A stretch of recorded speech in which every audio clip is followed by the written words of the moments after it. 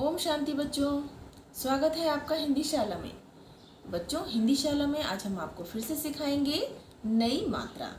तो अब तक आपने अपने स्वरों में 4-5 मात्राओं को सीखा है। आ की मात्रा, ई और बड़ी ई की मात्रा, ऊ की मात्रा, बड़े ऊ की मात्रा। तो अब बड़े ऊ के बाद आता है हमारा ऋष से ऋषि। तो हम सीखेंगे आज ऋषि की मात्रा। ये है आपका री से ऋषि। इनसे तो आप परिचित हैं, अपने स्वरों में आपने ऋषि को सीखा है। तो बच्चों, ये होती है ऋषि की मात्रा। ये देखिए, ये एक सी के आकार की मात्रा है। ये कहाँ पर लगाई जाती है? यस, ये लगाई जाती है प्रत्येक व्यंजन के नीचे।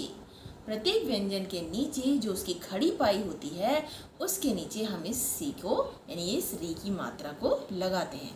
तो देखते हैं इसके शब्दों को। पहला आपका चित्र देखिए, ये है वृक्ष। हाँ, इसको पेड़ भी कहते हैं, लेकिन इसका दूसरा नाम है वृक्ष। अब हमने वा पे री की मात्रा को लगाया है, तो ये व्री हो गया, वृक्ष। वृक्ष के बाद है हमारा ये कौन सा चित्र है दूसरा? ये है मृग। मृग यानी हिरन। और मृग के नीचे हमने माँ के नीचे री की मात्रा को लगाया है इसको। और अब इसका जो उच्चारण हो गया मृ, मृग। दूसरा चित्र देखिए, ये है, क्या है ये? गोला। यस, लेकिन इसको हम वृत्त भी कहते हैं। तो हम वा के नीचे री की मात्रा को लगाएंगे और री की मात्रा लगते ही वा को हम व्री बोलेंगे, वृत्त। वृत्त यानी गोला। इसके बाद ये देखिए, ये है राजा। राजा को हम नृप भी कहते हैं। ना के नीचे हम लगाएंगे री की मात्रा को और नृप।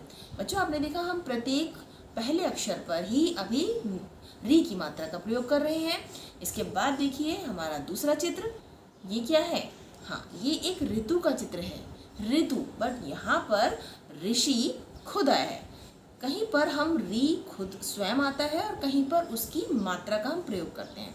यहाँ पर री से ऋषि स्वयं उपस्थित है और ये है ऋतु।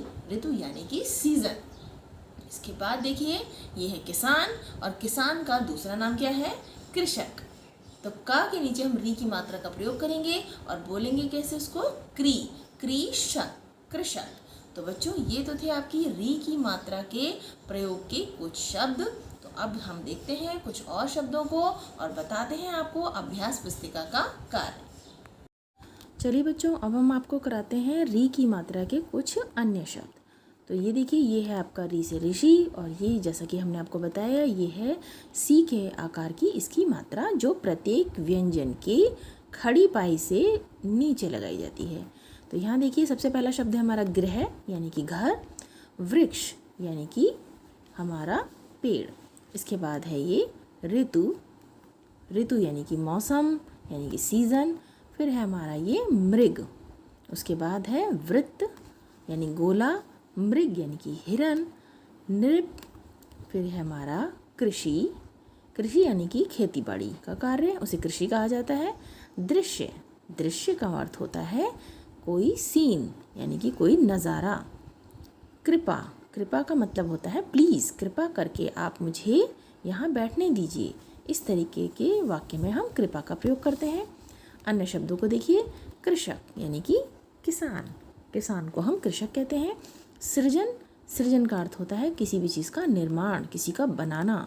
फिर है ऋषभ, ऋषभ जैसे कि आपकी क्लास में किसी बच्चे का नाम भी होता है ऋषभ।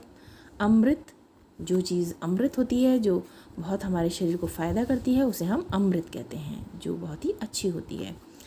पृथक यानी कि अलग करना, किसी को किसी चीज़ से पृथक करना। फिर है हमारा घृत, घृत यानी कि घी, घी जो आप यूज़ करते हैं अपनी रसोई में, उसे घृत कहा जाता है संस्कृत में। और ये इसमें हमने री की मात्रा लगाई है, तो इसे हम घृत उच्चारित करेंगे। फिर है हमारा ऋषि, ऋषि में भी देखिए ये जो मात्रा है, यही ऋषि की मात्रा होती है और ये इस तरीके से प्रयोग की जाती है। अब है हमारा तृण, तृण यानी कि तिनका। एक तिनके को संस्कृत में तृण बोला जाता है। पृथ्वी, पृथ्वी तो आप जानते हैं, जैसे कि अर्थ, जो इंग्लिश में आप जानते हैं इसको अर्थ के रूप में, और हिंदी में हम इसे अपनी धरती या पृथ्वी भी कहते हैं। अब देखते हैं इसके अन्य अभ्यास। ये देखिए, ये है हमारा वाक्य बनाओ। अब आपको री से ऋषि के कुछ शब्द हैं यहाँ पर ऋषि की मात्रा के प्रयोग से। इनसे आपको वाक्य बनाना है। तो पहला आपका गृह, यानी मेरा गृह विशाल है। मेरा घर बहुत बड़ा है, तो विशाल भी प्रयोग कर सकते हैं, विशाल का अर्थ भी बड़ा होता है बच्चों। नेक्स्ट है मृग बहुत तेज़ भागता है। हमारा शब्द है मृग और इसी शब्द को हमें दोबारा प्रयोग करना है, तो हम इसको किसी कलर से अंडरलाइन करेंगे।